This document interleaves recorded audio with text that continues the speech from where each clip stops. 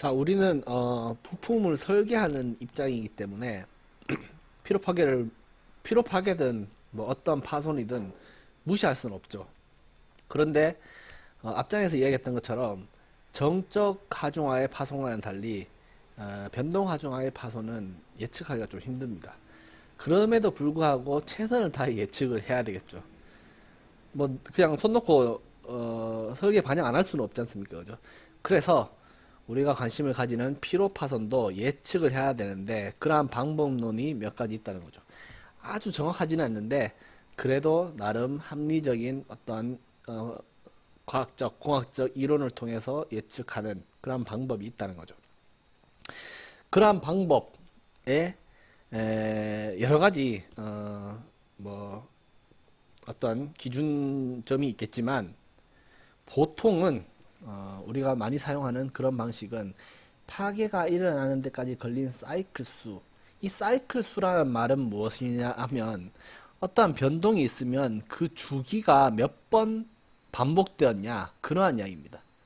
예를 들어서 모터 같은 경우에는 이 축이 아까 1, 2, 3, 4 이렇게 돼 있죠. 그 1번이 한 바퀴 돌면 다시 제자리로 오잖아요. 그러면 이 말이죠. 이렇게 되고 이렇게 됐다면 여기서 이까지 1이 맨 위에 있을 때 그리고 또 1이 맨 위에 있을 때 한 주기잖아요. 이런 주기가 몇 번 반복되냐 그걸 사이클 수로 하는데 파괴가 일어나는 데까지 이게 몇 번 반복되냐로 판단한다는 것이죠. 그러니까 시간하고 물론 관계가 없는 것은 아니지만 보통 피로 파괴는 짧은 시간에 10번 일어난 것보다 길지만 100번 반복한 게 더 피로 파괴에 더 많은 영향을 미친다는 거죠. 어떻게 보면 좀 당연한 이야기일 수 있잖아요. 그죠? 그런데 시간도 물론 관계가 없는 건 아니에요. 근데 굳이 시간과 사이클 수를 동시에 동시에 고려할 수 없다면 사이클 수로 판단하는 게 더 맞다. 그래서 사이클 수로 수명을 예측하는 방법을 보통 많이 사용합니다. 이러한 사이클 수로 수명을 예측하는 방법 중에 여러 가지가 있을 수 있겠죠. 그 중에 우리는 세 가지를 한번 살펴보려고 합니다. 그 중에 응력 수명 방법과 선형 탄성 파괴 가법이 많이 사용되고요. 변형률 수명 방법은 간단하게 검토만 해보겠습니다. 그리고 피로 파괴를 사이클 수로 수명을 예측한다면 피로 파괴를 크게 두 종류로 나눌 수 있어요. 그러니까 사이클 수로 나눌 수 있는데 저주기 피로, 고주기 피로. 그러니까 10의 3승은 1000이죠. 그러니까 1000번을 어떤 재료가 파괴할 때 1000번 이하의 주기로도 파괴되면 저주기 피로로 하고 1000번 이상을 고주기 피로로 하는데 이걸 굳이 왜 나누냐? 1000번 이내에 파손되는 것은 뭐랄까 상당히 쉽게 파손되는 거예요.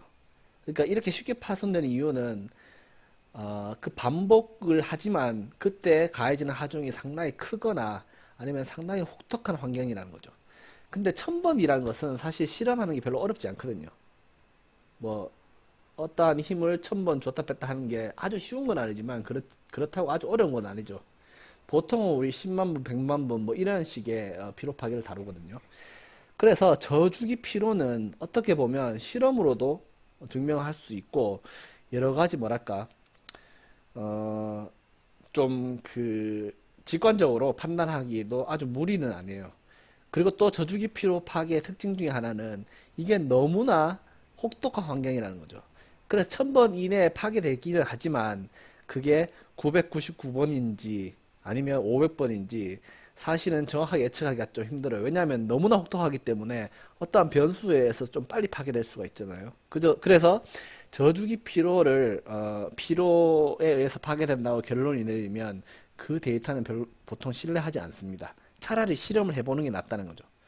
그래서 보통 고주기 피로를 많이 다룹니다. 방법론에서는, 예측 방법에서는. 왜냐하면 고주기 피로 예측이야말로 진정 이러한 방법론이 정말 가치 있게 사용될 수 있을 만한 그러한 형태이기 때문이죠. 자, 뒷장에서 조금 더 자세히 살펴보도록 하겠습니다.